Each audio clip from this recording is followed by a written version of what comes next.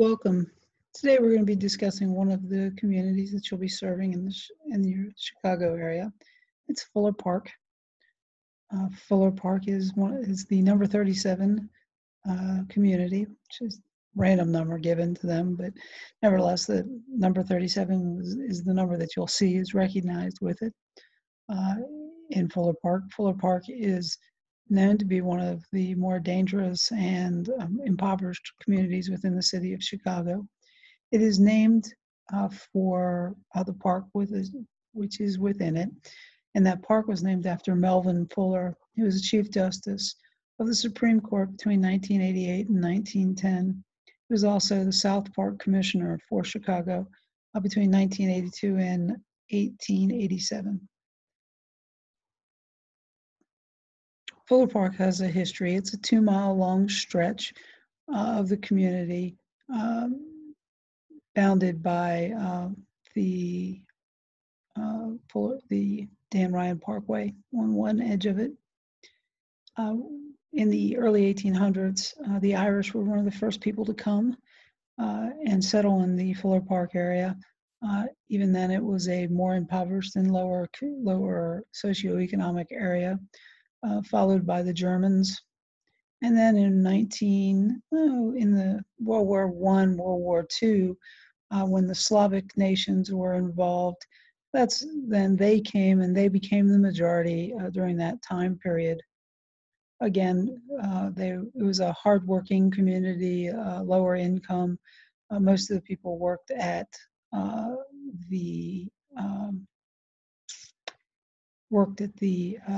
train yard, and like I said, very impoverished area. When the Dan Ryan Expressway was built, it took 30% of the homes away from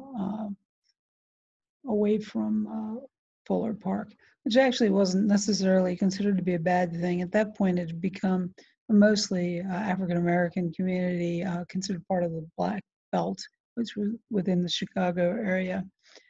And most of those homes, majority of those 30% homes were homes that didn't have any indoor plumbing, and it was considered to be one of the worst areas, not just in Chicago, but in the area all the way around.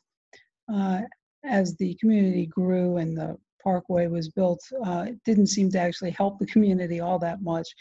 It didn't necessarily hurt it, but the community became more of a gang-centered community. Two gangs that stand out during the 70s were the Black Peas and the Gangster Disciples, and later in the 80s, the Vice Lords were the primary gangs in the area. The Dan Ryan Parkway or Expressway had a lot of different interesting pieces to it. Some people said that it divided the city more than it already was, but the city of Chicago has always had a certain amount of division between its outer halves and its inner pieces. And now it's definitely a more African-American interior and white American exterior. And those types of things have kind of changed. Some people thought the expressway made it worse. It doesn't seem to have changed that much, other than giving an easy way for people to come in and out of the city. It's a huge expressway that many people go by, but unfortunately, these areas like Fuller Park kind of get bypassed by the majority of people that don't even realize the cities that they're going through, which is sad, but nevertheless, it's part of what you guys will be seeing. And we will not get that option. You're going to be there, and you're going to have to be involved. So that's kind of nice. Eaton Place is kind of an amazing center that was built within the Fuller Park area. When it was 20 years or less ago, it was a 3-acre lot that was literally piled 2 stories high, full of trash, whether it be construction trash, old vehicles, just a lot of bad stuff there. And a guy who kind of led the charge to clean this area up was Michael Howard. He helped clean the area, helped to get people involved in knowing what was going on there. He was kind of worried about the lead levels for the children in the area. That was one of the reasons why this all started and the development of it, and developed into a nature center, as you can see here. It has plants and animals in it. It's a small, kind of biodiverse area. It was even featured on a PBS documentary called Eden's Lost Place. And it was hailed by Michelle Obama as being one of the successes of the inner city of Chicago. But even with this community and this being brought into the community itself has still had one of the worst crime rates and poverty rates around, even with this being built in the area. The real issue with Fuller Park is that it's a dying community. As you can see on this page, it kind of tells you that,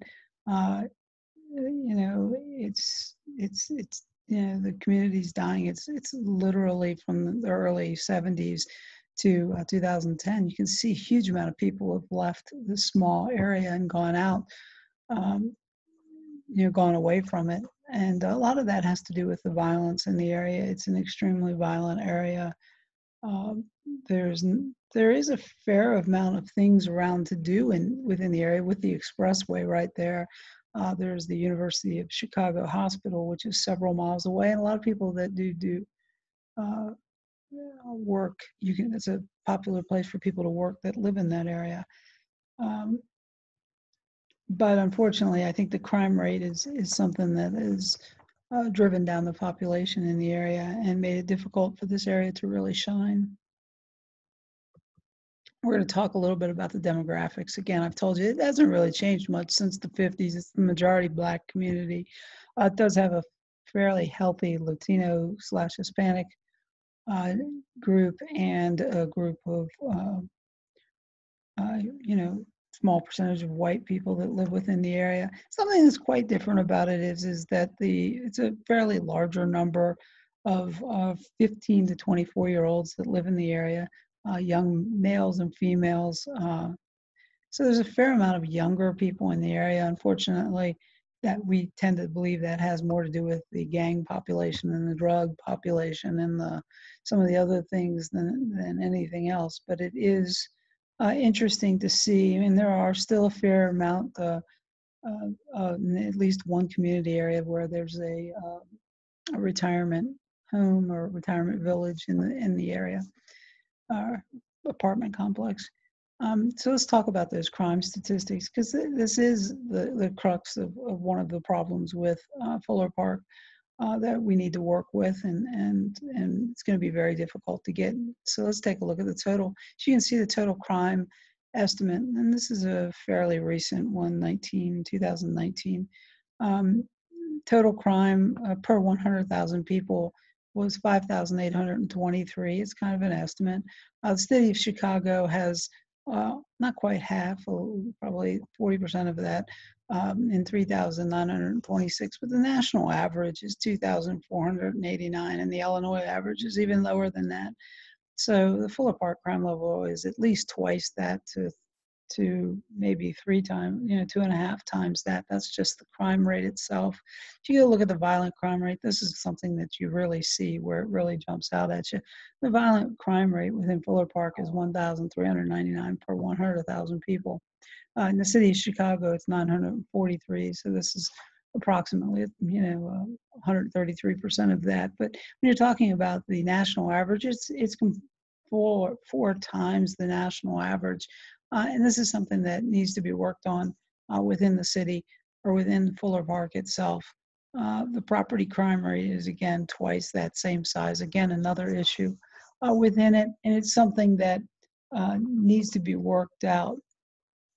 The schools within the system are not great. This is a livability index that has to do with Fuller Park, and it shows that the crime rates, again, is higher than the Chicago average. The cost of living is lower than the Chicago average, and there's a fair amount of vacancies within the area. I'm sure due to the higher crime rate. Um, Again, the prices of that real estate's quite low. Rental prices are low, but the school systems are horrible. They're not some of the best. They only have a 50%, 57% graduation rate for people that are from this area, which is substantially lower than the 85% rate that's nationwide, and that's a concern for Fuller Park and for the future of Fuller Park. Um, so again, that's one of the things. The crime rating is kind of bad, and again, the employment rate's very difficult. You know, you can find housing because there are some housing in the area that are available, but the housing's not super great. But it is fairly cheap, and maybe that's why you see some of the younger people, the younger African American people, particularly there. But there is some part that it has more to do with the gangs in the area. So that's part of it. We're going to talk a little bit about Healthy Chicago 2025, which are goals. And this has direct impact on Fuller Park. So it's one of the reasons why I brought it up. So let's talk about Healthy Chicago 2025. One of their main goals, as you can see, is closing our life expectancy gap. And there's a huge life expectancy gap between Black Americans within the city, or Black Chicagoans, and other races. For that matter of fact, it's significant. You have the Chicago Blacks tend to live 8.8 years less than the nearest other ethnicity within the city, and that's something that in the United States, where we are pretty organized country, it doesn't seem to be very acceptable for a community, for an area like Chicago and community like Fuller Park to have such a gap. So that's their goal, is to close the gap. And one of the ways they're going to close the gap is by their pillars of that are transforming policy and processes to fight systemic racism within the system and foster anything that foster anti-racism and multicultural processes. That's a big deal within the Chicago community, and particularly in Fuller Park. Again, there has to be a huge, as the police are involved with Black Americans in an area that is mostly Black Americans, that has a lot of crime rate. There tends to be a lot of assumptions made in that type of circumstance, and it's something that needs to be thought about and changed. One of the other pillars of doing it is strengthening the community capacity and the leadership. And the capacity is about what's available within the community and helping the people within the community. Another one is furthering the healthy vibrance of the community by improving systems of care, particularly for the populations that are, inequality during the circumstance. And I think that's quite a lofty goal for the city of Chicago to have. And again, the city of Fuller Park is quite impoverished, and it really has all of those needs that's stated there and more. It's kind of a microcosm of all the problems that are within it. And so, there's a lot of things that need to be done that can do that. To me, I after reading through and looking at everything, many of the things that they talked about, it has its top three, Fuller Park's top three reasons that people die within Fuller Park are heart disease, cancer, and violent injury and deaths. And that has to do with impulse control and controlling one's emotions and controlling one's abilities. And I think that the lack of education in Fuller Park has something to do with it, but I think also possibly the lack of resources of getting that type of work that's needed to improve the abilities of those to make better choices. That's part of what needs to be done, and I think that that's something that the community, and we can work with the community to improve upon. It's very important to understand that the people in this area are kind of used to, again, having over 100 years of poverty, makes you kind of feel like you can't get out. There's no way out of this this hole that I'm in. And so therefore, sometimes you make bad decisions when you're in that circumstance. You know, the bad eating and things like that can make it difficult. You know, heart disease, not worrying about that, smoking, drinking.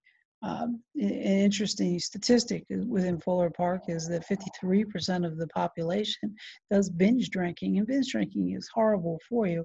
That has to do with the youth and the thought process, but I think that also has to do with the process of trying to control their emotions or feel like that they need to get the most out of today because they don't know what tomorrow brings. And so you know, that piece of hopelessness is something that we can work on with the community, and something we need to work on with the community. Again, I think that those type of things are going to be what changes this community. I believe that every community should be given the opportunity to grow and thrive, and this community right now is not being given that. And I think that that's something that, as people are trying to serve this community, we have to keep in mind, is that we have to promote the idea of you know, the fact that these decisions might not necessarily be something, you know, that they look at as being a bad decision. They might look at it as, well, this is what I'm used to doing, or what people in this area are used to doing. But we have to look at what it's going to do to them in the long run, and what's going to happen to them, and how we can help them to overcome this. Because remember, drinking, smoking, uh, illicit drugs, all of those are things that can become habits and become very serious issues that people basically just can't control their own thought processes and their own things. They are diseases that need to be taken in thought. So you have to think of it that way. So these are things that we can help the community with. So when you are out servicing and out doing service in this area, I hope that this history has given you something that you can use to help the people to move forward and become, you know, one of the better areas within the Chicago area. I think it is possible for communities to rise up, as you can saw by something that Mr. Moore did at the beginning. He was able to clean up a 2-acre section of that community. I think that was an awesome idea, and something that the community could jump into, and just didn't happen. And I think that that's where we have to work on it, is we have to give every opportunity, and give them every opportunity to you know, have that chance to move forward and have a future that that doesn't lead down the path of dying 8.8 years earlier than everybody else within the city. Thank you very much.